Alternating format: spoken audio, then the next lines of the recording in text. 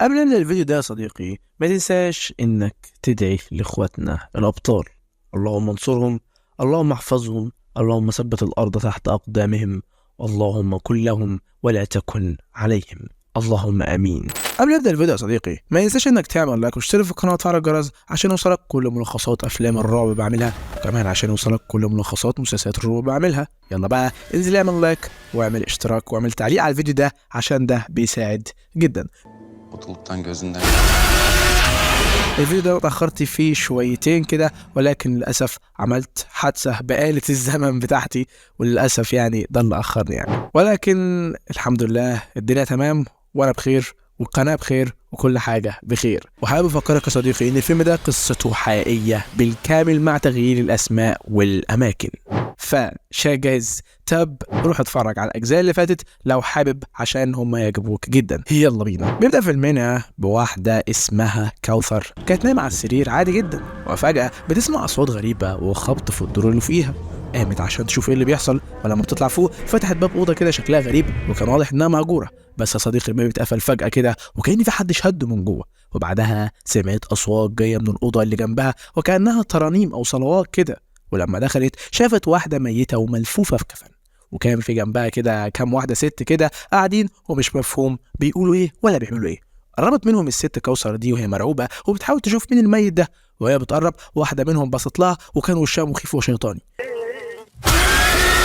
مين الجثه وايه اللي بيحصل لسه مش عارفين، بس هنعرف قدام. بعدها ب7 سنين يا صديقي بنشوف واحد اسمه سيفدات بيكتب قصة حياته، وبيقول ان هو واخته الصغيرة قدر واعز اصحابه اورهان كانوا بيحبوا يسمعوا قصص الرعب من اجدادهم، وكان دايما بيخوف اخته بالليل بالقصص اللي سمعوها. وعدت سنين وسنين وما كانش يتخيل ان هيجي يوم ويحكي لحد منهم عن الاهوال اللي بيعيشها ويشوفها.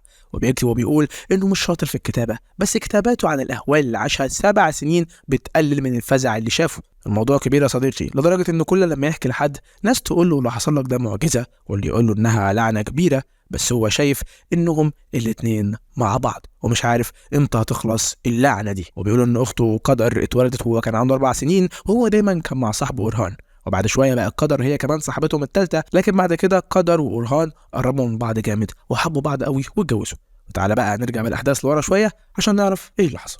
الموضوع بدأ بعد جواز قدر بشوية. بنشوف ان اورهان بيزعق العامل في المصنع بتاعه اسمه خليل، وده كان بسبب انه شرب سيجارة جوه المصنع. اورهان حذره كذا مرة قبل كده يا صديقي ان ده خطر، وبيعرض الكل للخطر عشان ده مكان كله مواد قابلة للاشتعال، ولو مش خايف على نفسه يخاف على غيره. في النهاية بيطرده من الشغل، والراجل بيترجاه وانه محتاج الشغل عشان يسدد القرض البنكي بتاعه، لكن اورهان رفض واتمسك بقراره. حتى لما دخل سيفدات وحاول يقنعه ان الراجل محتاج الشغل لسداد دينه، كان رد اورهان ان مفيش حاجه في ايده يقدر يعملها، وانه لازم يعمل كده عشان يحافظ على سلامه المصنع وقبليها سلامه العاملين في المصنع. بعدها سيفدات بلغه انه هينزل القريه يشتري ادوات مكتبيه لابنه، وكمان هياخد معاه قدر لان عندها مشوار في القريه. المهم يا صديقي رجع اورهان البيت وبلغ قدر باللي حصل، وانه زعلان انه طرد الراجل من الشغل، وقرروا انهم يخرجوا يغيروا جو ويروحوا فعلا عند شجره كده، والشجره دي بيعتبروها شجره الحظ بالنسبه لهم. هناك قدر بلغته انها هتروح القريه عشان تعمل فحص عند الدكتور، وانها صممت تقول الخبر ده عند الشجره بتاعت حظهم لان واضح كده انها حامل. لحد هنا وكله تمام، بس اللي مش تمام بقى يا صديقي هو ان في نفس التوقيت في الكهف اللي جنب الشجره خليل العامل اللي اتطرد من المصنع كان بيموت نفسه، ودي كانت بدايه المشاكل اللي هتقابلهم يا صديقي. طبعا بعد موت خليل راحت عائشه مراته تصرخ وتعيط عند المصنع، وكان واقف حواليها كل العمال وبيحاولوا يهدوها، وبيجري واحد منهم يبلغ اورهان بالخبر اللي بتصدم بيه لما بيسمعه، وبيجري على عائشه اللي كانت عماله تصرخ في وشه وبتدعي عليه ان ربنا يبتليه بعمل اسود كده زي الطين اللي ماسكاه في ايديها ده.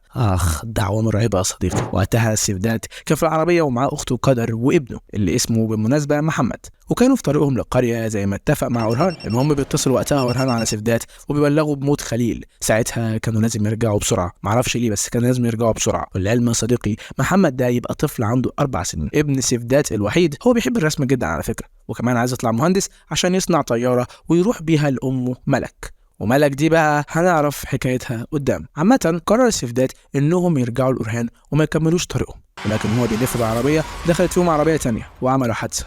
بعد 3 شهور بقى بنعرف ان سيفدات كويس، ولكن الحادثه عملت اعاقه لابنه، ما بقاش يتحرك حتى ما بقاش انه يتكلم. بعدها بنشوف سيفدات وهو بيتكلم عن نفسه وبيحكي لنا عن اصعب 3 لحظات شافهم في حياته. اولهم ان ملك مراته ماتت وهي بتولد محمد ابنهم، واخر كلامها كانت بتوصيه ياخد باله من ابنهم الوحيد، عشان كده ابنها فاكر انها فوق يعني عند ربنا، وهو عايز يعمل طياره ويسافر فوق ويشوفها. تفكير اطفال بقى. المهم تاني لحظه كانت صعبه عليه، وهي صوت صراخ محمد ابنه وهو بينادي عليه ساعه الحادثه. اما تالت لحظه بقى واصعبهم يا صديقي كانت يوم الجمعه، واللي شاف فيها اخته قدر في بيتها بعد الحادثه بكام شهر. ما نعرفش ايه الغريب في كده، بس صدقني هنعرف وهنتصدم قدام. وبيقولوا انه كان بيشوف كوابيس كتير، وفهم بعدها ايه اللي حصل يوم الجمعه. تعالى بقى يا صديقي نرجع قبل يوم الجمعه ده بشويه عشان نفهم ايه اللي حصل بالظبط. حاليا بقى احنا بنكون في يوم الاثنين، بنشوف أورهان في بيته قاعد جنب قدر وهو غرقان في حزنه عليها، وهي نايمه وكأنها في غيبوبه كده. وقتها أورهان بيفتكر كل لحظات حبهم الجميله وقد ايه كانوا مبسوطين وبيحبوا بعض. فجأة فتحت قدر عينيها كده، بس كانت مش عارفه تفتحها من اللمبه، وفي اصوات غريبه موجوده في المكان. جري أورهان طفى الانوار كلها وشغل لمبه جاز من بتوع زمان، وكأنه كان عارف باللي هيحصل ومجهز اللمبه دي. حاول يهديها ويقول لها ما تخافيش، كل حاجه هتبقى كويسه ومش هنسيب بعض تاني ابدا. ونور البيت كله بلمبات جاز وشموع. وبعدها طلع جاب فستان بتاعها وهو بيقول لها وحشنا اشوفك لابساها، وانه كان بيحلم بيها وهي لابساها طول ما كانت غايبه عن الوعي، وهي شكلها وكانها كانت خايفه منه او شكلها مش طبيعي كده. كانت بتساله ايه اللي حصل لها لانها مش فاكره اي حاجه. طمنها ان هو معاها لحد لما تفتكر كل حاجه، ومش هيسيبها الا لما تخف خالص. وكان في الوقت ده سيفدات اخوها بيتصل عليهم، لكن أورهان ما ردش. بعدها خرج سيفدات من بيته وهو بيوصي امه تخلي بالها من محمد. راح سيفدات لقبر ملك يعتذر لها انه ما قدرش يحافظ على ابنه، وبعدها راح لبيت أورهان وقدر، لكن أورهان شافه من الشباك راح قافل الستاره في وشه. واضح ان أورهان رافض يقابله خالص وزعلان منه لان هو السبب الحادثه واللي حصل لقدر مراته. المهم رجع سيفدات بيته ودخل يطمن على ابنه. الغريب بقى صديقي كل لما يشيل لعبه ابنه على الترابيزه ترجع تقع تاني. بعدها اصوات خبط وترزيع على باب الاوضه، والباب بيتهز لحد لما بيتكسر. فتح الباب وخرج يشوف ايه اللي بيحصل، والاصوات ما بتهداش ليه لحد لما دخل اوضه تانية لقاها متبهدله والصور المتعلقه مقلوبه وعلى الارض رموز وحروف مش مفهومه. واول ما امه جت من وراه ونورت النور الخبط والاصوات اختفت خالص، والاوضه كانت طبيعيه ومفيش اي حاجه. سيفدات واقف كان مذهول ومش فاهم ايه اللي حصل ولا عارف ينطق ولا يتكلم. وقتها قدر بتقوم من على سريرها وباين عليها انها مش طبيعيه وكأن في جن بيتحكم فيها، وراحت عند اوضه القبو وكان فيها اصوات غريبه. ففضلت قدر تخبط وترزع الباب بجنون وكأنها عايزه حد يفتح لها الباب او انها محبوسه. كل ما تخبط اكتر البيت كله بيتهز وانواره بتطفي وبتقيد، وبتظهر اشباح واشكال مخيفه لوشوش ناس كتير. وللعلم قدر شايفه الباب انه متعلق عليه قماش مقطع كده وشعر وحاجات مش عارفينها، وهو في الحقيقه متعلق عليه حجاب مربوط. بعدها أورهان بينزل جري على صوت صريخها وبتفوق قدر وهي بتقول له مش عارفه انا جيت هنا ازاي. فبياخدها في حضنه وبيحذرها انها ما تحاولش تنزل القبو او تفتحه، وده عشان في ذكريات مش كويسه ومش عايزها تفتكرها خالص وتتعب، وبيطلعها تكمل نوم. وبعدها بيسيبها وبينزل. أورهان نزل لمكان مليان كده حاجات غريبه، تميمه وحجاب ونار مولعه وحاجات كتير مش عارفين ايه دي وبتعمل ايه هنا. وفضل ياخد حاجه وكانها ملح وفضل يرش على كل حاجه موجوده، والملح ده كل ما بيجي على النار بتزيد. كل ده وهو بيتمتم بكلمات مش مفهومه وكانها تعويذه. وبيظهر حشرات كبيره زي خنافس وصراصير. وبعدها خد شوال ملح وخرج يفرشه على الارض في خط من عند البيت لحد بره. فضل يرش ويقرا تعويذه لحد لما الحشرات اتقلبت على ظهرها وماتت. لسه يا صديقي احنا مش فاهمين ليه أورهان بيعمل كل ده وايه حاجات الشعوذه اللي عنده دي. واخيرا خلص يوم الاثنين. في يوم الثلاث بقى بنشوف أورهان وهو داخل المصنع وبيقابل سيفدات، بس بيبص له وبيمشي من غير ولا كلمه، والكل كان ملاحظ. واحد من العمال بيحاول يغير الموقف وبيسال سيفدات عن ابنه محمد، وبيقول له سيفدات ان حالته بتسوء كل يوم، ما بيتحركش ولا بينطق، وانه ساعات بيحس انه بيحرك صوابعه بس من غير فايده، وانه حاسس بالذنب من ناحيته، وكان مش عارف يستحمل ايه ولا ايه، يستحمل اللي حصل لابنه ولا اللي حصل لقدر. وبرضه مش عارفين ايه اللي حصل لقدر في الحادثه، لان لحد دلوقتي قدر ما كلمتش اخوها ولا اخوها كلم، وده اللي هيكون مفاجاه قدام يا صديقي. نرجع تاني لقدر وتصرفاتها الغريبه المريبه، وبنشوفها قاعده في البيت لوحدها وواقفه قدام باب القبو، وكان في اصوات بكلام مش مفهوم، ونور البيت كله مطفي والدنيا ضلمه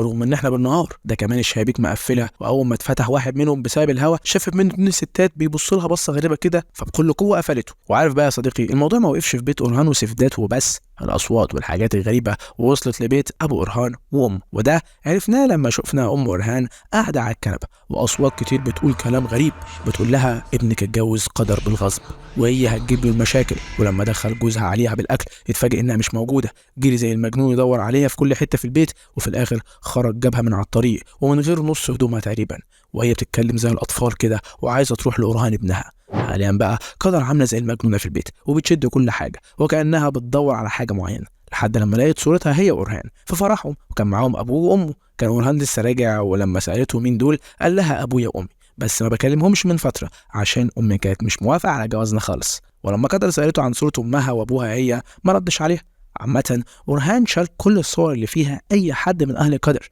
يمكن عشان غضبان من أخوها مش عارف. فجأة بيقوم وبيسيبها لوحدها بسبب أصوات غريبة كده ما بتنتهيش، ولما بينزل يدور على سبب الصوت بيوصل للشباك وبيشوف نفسه في الجنينة وجنب أمه غرقانة في الدم.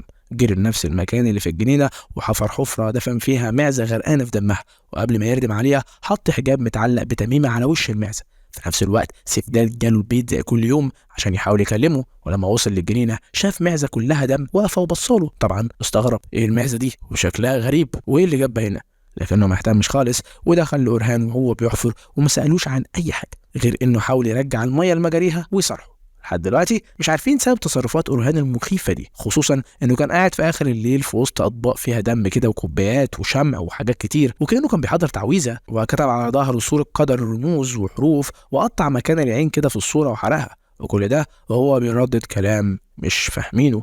المصيبة بقى اللي بيحصل لسيفداد في نفس الوقت واضح إنه بسبب التعويذة بتاعة أورهان. حاليا بقى بنشوف سيفداد بعد ما دخل ينام هو وابنه فجأة بيصحى على أصوات مرعبة. لما بيقوم بيلاقي ابنه اللي ما بيتحركش مش موجود على سريره، وبيسمع صوت الكرسي العجل، ولما مشي ورا الصوت كان الكرسي في الأوضة التانية بس اللي قاعد عليه أمه مش ابنه، وهدومها مليانة بالدم ووشها كان محروق. ولما قامت وقفت قدامه شاف قمر ووشوش تانية شكلها مخيفة ومرعب وصريخ وأصوات مفزعة. فجأة بيفتح عينيه وبيصحى من نومه وبيكتشف إن ده صديقه مجرد كابوس. لما بيقوم بيكون ابنه على سريره، ولكن الكرسي العجل مش موجود، بيلاقيه في الأوضة التانية وجنبه كرسي الأنتريه واقع وكأن حد اتخبط فيه. وبكده يا صديقي خلص يوم الثلاث. أما بقى عن يوم الأربع فكانت بدايته إن سيفداد دخل لأورهان في المصنع، حاول يتكلم معاه ويقول له قد إيه هو تعبان ومش بينام بسبب الهلاوس والكوابيس، وبيحكي له إن شاف قدر امبارح بتقول له انقذني. فجأة أورهان مسك فيه وخنقه وهو بيقول له انت بعدت قدر عني، وهدده ان لو ما بعدش عنه هيقتله. بيتكلم وصوته وشكله مش طبيعي خالص يا صديقي، ومش ده صوته الحقيقي. ساعتها قدر كانت في البيت بتدور على حاجة تعرفها أهلها وبتتفرج على البيت وكأنها أول مرة تشوفه. بتلاقي حجاب مربوط عليه حبل بمفتاح، أول ما بتلمسه بتشوف ناس شكلها مرعب وكأنهم مش بني آدمين، وفي المطبخ عظم كتير وطالع منه الحشرات والمكان كله متبهدل حرفيا. وعلى الناحية التانية بيكون سيفداد قاعد مع ابنه محمد وبيحاول يمسك ايده ويرسم معاه نفس الرسمة بتاعت الطيارة اللي كانت معاه في الحادثة. المهم سمع سيفداد صوت حد بيخبط على الباب. لما فتح الباب ملقاش حد بره، دخل لأمه وقالت له لا محدش خبط ومفيش صوت خالص. ولما رجع لمحمد لقاه واقف وراسم على الحيطة قدر وهي بشكل مخيف زي ما شافها سيفداد في الكوابيس، ودبانة دخلت من ظهر محمد كده وقعته على الأرض والكرسي بتاعه مقلوب جنبه. لسه صديقي أورهان بيكمل تعويذاته وخد صورة أمه وأبوه ولفها في قماشة بعد ما كتب عليها الحروف والرموز بتوعه وربطها وهو بيهمس بكلمات وكأنها شفرة كده. وبكده أكيد أورهان بيعمل حاجة عشان يحمي الناس اللي بيحبهم، ما هو مش معقول هيأذي أمه وأبوه يعني، أو معقول عادي يعني بس ده اللي هنتأكد منه بعدين. حاليا بقى راح أورهان لبيت أمه وأبوه ومعاها العمل أو التعويذة اللي جهزها لهم. وعلى فكرة أم أورهان كانت فعلا مش راضية عن جوازه خالص من قدر، لدرجة إنها كل ما تشوف صورة فرحهم واللي متعلقة في بيتها بتقوم وتقلبها وبتدعي على قدر وبتشتمها وشايفة إنها بتستغل ابنها. المهم أورهان هو في بيت أمه وأبوه حط الحجاب اللي معاه ورا مراية الحمام عشان يحميهم من غير ما أي حد يشوفه. فاما امه سالته ليه مراتك ما بيجيش معاك قال لها ان قدر تعبان. وقتها سيفداد وقف عند باب بيته وشرب سيجاره، وخرجت امه وراه بتقول له ان احسن حاجه لابنه هو انهم يودوه للشيخ فيصل عشان يساعده انه يخف. اتعصب سيفداد كده وقال لها انا مش هعرض ابني للحاجات دي، وبيسيبها وبيدخل. ولكن يا صديقي الصدمه انه لما بيدخل بيكون امه اصلا قاعده في مكانها وما اتحركتش، فبيعرف ان الجن هو اللي كان بيكلمه. تاني يوم راح المصنع، بيحكي لواحد من العمال انه تعبان ومش بينام ودايما عنده كوابيس. نصحه العامل انه يروح للشيخ فيصل، خصوصا ان مرات العامل كانت زيه مش بتنام طول الليل وبتلف في البيت. ولما راحت للشيخ بقت احسن، وعرف سيفداد ان دي كانت علامه ليه انه يجرب ويشوف الشيخ، عشان كده وافق انه ياخد ابنه ويشوف موضوع فيصل ده. في اخر اليوم سمع قدر صوت بيناديها، مشيت تدور على الصوت وكان قاعد عند السلم ست مغطيه وشها وجسمها كله، ولكن قدر ما انتبهتش ليها ومشيت لحد باب البيت، وكان أورهان على الباب من بره خدها وقال لها تعالي. مشوا لحد الشجره السحريه بتاعتهم، وفي طريقهم كان في ستات قاعده على البحيره ومفيش حاجه منهم باينه. فجاه أورهان وبدون سبب اختفى، وقدر بقت لوحدها فضلت تصرخ وتنادي على أورهان وهي خايفه، وبتلاقي ورا الشجره 4 جثث وأورهان بيكشف وش واحده منهم، وفجاه الجثه بتخرج بوشها المحروق وبتصرخ في وش قدر. ساعتها صحي أورهان على صريخ قدر وصحاها وطمنها. وفي يوم الخميس يا صديقي رجع أورهان البيت، وكانت قدر لابسه فستانها اللي هو بيحبه. ناحية تانية سفداد خد محمد ابنه وراحوا للشيخ فيصل، ومقابلة الشيخ ليهم كانت مش عادية خالص، لأن في الأول حفيدته فتحت لهم الباب وسلمت على محمد وكأنها تعرفه، وسألها سفداد أنت تعرفيه منين؟ قالت له لا أنا ما اعرفوش، ده جدي حكى لي عنه وهو مستنيكم على فكرة. ولما جالهم جدها فيصل سلم على سفداد وقال له أنا مستنيكم من بدري. وهنفهم يا صديقي دلوقتي عرفهم ازاي. بيكتب الشيخ كلمات على ورقة وبيدوبها في مية سخنة، وساعتها بنشوف جثث محروقة وأشكال مخيفة وكأن حد حضر معاهم في المكان يعني، بس محدش شايفه. الشيخ بيقول لسفدات انت ما تعرفنيش، بس انا عارف من امبارح انكم جايين. ولما سالوه عرفت منين؟ قال له هم عرفوني، شفتك انت ومحمد وانتوا جايين. طبعا هو قصده على الجن وكده، وبدا يفهمه ان الفاتحه هي اول سوره في القران، يعني البدايه. والحمد لله رب العالمين فسرها واحد من الصحابه اسمه سيدنا عبيده على انها العارفون العقلاء، ودول بقى 4 اجناس، هم الانسان والملائكه والشياطين والجان. حاليا بقى انت وابنك مسلط عليكم جنس منهم وهو الجان، وعشان الولد اضعف منهم هم مسيطرين عليه بسهوله. والحقيقه انهم عايزين سفداد وسيطروا على ابنه عشان سفداد ياخد ابنه ويروح للشيخ فيصل، عشان الشيخ يقول له انهم عايزين منه انه يعمل لهم مهمه. ولما ترجاه سفداد انه يساعدهم قال له ان في شخص عنده بيجيب له المعلومات اللي عايزها، هيعرف له ايه المهمه اللي عايزينها منه بالظبط. طلب منه يجي له تاني يوم العصر ضروري. بنشوف ام ورهان تصحى من النوم بسبب اصوات زي الترانيم كده، وبتقوم تاخد في ايدها المقص والاصوات كانت بتعلى، وبتروح ورا المرايه تاخد الحجاب اللي ورهان شاله من غير ما حد يشوفه عشان يحميهم من الجن، وقصته حتت ورمته في الحمام. وبعدها فضلت تقعد تعيط وتنادي على جوزها تصحيه وبتقول انها عايزه تشوف ابنها ورهان. بعدها ورهان قابل سفداد في المصنع، وبعد الخصام ده كله بيكلمه وبيعزمه على العشاء هو ومحمد، وبيقول له هنرجع زي الاول واحسن. طبعا فرح سفداد وقال له اكيد هاجي ومعايا محمد. المهم ان النهارده ميعاد سفداد مع الشيخ. فعلا راح سفداد لفيصل، بس كان هناك قبله كوثر، ودي هي الوسيط اللي بيجيب لفيصل المعلومات من عالم الجن. وعلى فكره او بالمناسبه هي كمان يا صديقي اللي شفناها في اول الفيلم كانت نايمه على السرير. المهم بقى بداوا جلسه، وكوثر حطت حاجه زي تميمه في طاسه على النار، وبعدها سفداد رد الكلمات ورا فيصل كده، ومع الكلمات اللي بيرددها صوت كوثر بيعلى وهي بتقول كلمات مش مفهومه وكانها لغه تانية، وعينيها على محمد ما شايتهاش، وبيظهر لهم اشباح وكانهم ستات محروقه ومتكتفه عايزه تفك، والتميمه على النار عماله تسيح والاصوات بتعلى والصريخ بيعلى، ومحمد بينطق وبيصرخ باعلى صوت وبيقرا له الشيخ وبيهديه، وبتكون ساحه التميمه كلها وبقت سائر رموه في ميه. وبعدها فيصل بيبلغ سفداد ان الجن عايزه يروح البيت بتاع أورهان، وقال له النهارده تفضل في اوضه محمد لحد الفجر، وهناك هتجيله اشاره وهيلاقي تميمه كبيره هناك لازم يحرقها ويتخلص منها، وبيحذره انه هيمر باكتر تجربه مرعبه في حياته، فلازم انه يستحمل ومهما حصل مش لازم يخاف. وحاليا بقى سفداد بيكون في اوضه محمد مستني الاشاره، وبتدور الاحداث وكانها ترتيب لدخول البيت، وهي ان ام ورهان بتاخد حجر كده وبتتوعد انها هتموت الكل، تقتل كل الفراخ اللي موجوده في العشه، وبعدها وهي غرقانه في دمها كده وشكلها كان عامل زي الشياطين بتدخل وبتقتل جوزها بنفس الحجر. بيحس ورهان بخطر على امه وابوه فبيتصل بيهم، وبيتفاجئ ان امه بترد عليه وبتقول له تعالى بسرعه قتل ابوك وهيقتلوني. ولما وصل اورهام شاف ابوه هو مقتول والحجاب مش موجود في مكانه، اما امه فضل يدور عليها ولقاها بس كانت ميته. وساعتها الاشاره وصلت لسفداد انه يتحرك، فهم، واول ما وصل لبيت أورهان شاف 2 ستات عند الباب وشوشهم شيطانيه كده. فضل يخبط وينادي على أورهان لحد ما كسر الباب ودخل، وقدر كانت واقفه قدامه وكان مش شايفها ولكنها كانت شايفاه. فضل قدر وراه وكانها بتتابعه ومن غير ولا كلمه. لمح حجاب كده متعلق على باب القبو فكسره، وكان طالع منه ريحه مقرفه جدا. دخل وشاف المكان كان مليان شمع وصور قرابين وورق عليه نقوش وحاجات غريبه جدا، وكمان هدوم كانت متعلقه، والصور أورهان مع قدر كمان كانت موجوده، وكان موجود جثه وعليها التميمه المطلوبه. كشف وش الجثه ولقاها جثه اخته وكانت مخيفه جدا. اتوتر وخاف وخد التميمه ورماها في النار. ساعتها شاف قدر بتصرخ وشكلها بيتحول وبيجي شبح من وراها وبياخدها، ووقع سفداد من هول اللي شافه ده. وقتها بيجي أورهان وفضل يصرخ لان سفداد بوظ كل حاجه. بيحكي سفداد بقى وبيفهمنا الحكايه، وهي ان قدر ماتت في الحادثه اصلا وسفداد دفنها بايده، بس أورهان ما قدرش يصدق انها ماتت وخرج الجثه من القبر تاني لانه كان بيحبها، وعمل عهد مع الجان ووافق انه يعيش مع شبح في هيئه قدر حتى ولو كان مجرد مسخ مشوه. شكلها كان مخيف جدا ما كانش طبيعي زي ما كنا شايفين، ولكن أورهان كان متقبل الموضوع ده جدا. ومع الوقت أورهان اقتنع انه عايش مع مراته مش شبح، لدرجه انه عزم سفداد على العشاء عشان يشوفها ويرجعوا زي زمان.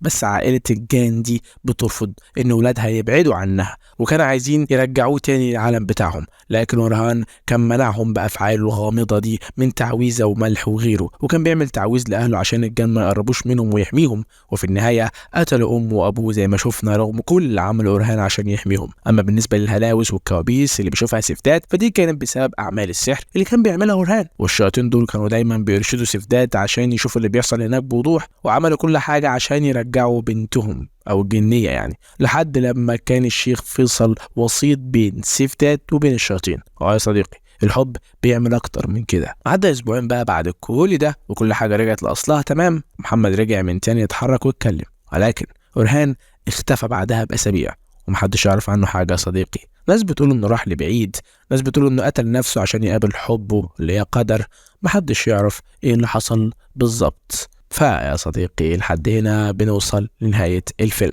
ما ينساش انك تعمل لايك واشتراك في القناة وتفعل الجرس عشان التفاعل واقع جدا الفترة اللي فاتت، وكمان ما تنساش انك تتفرج على بقية الاجزاء عشان هتعجبك قوي. اشوفك في الفيديو الجاي، يلا سلام.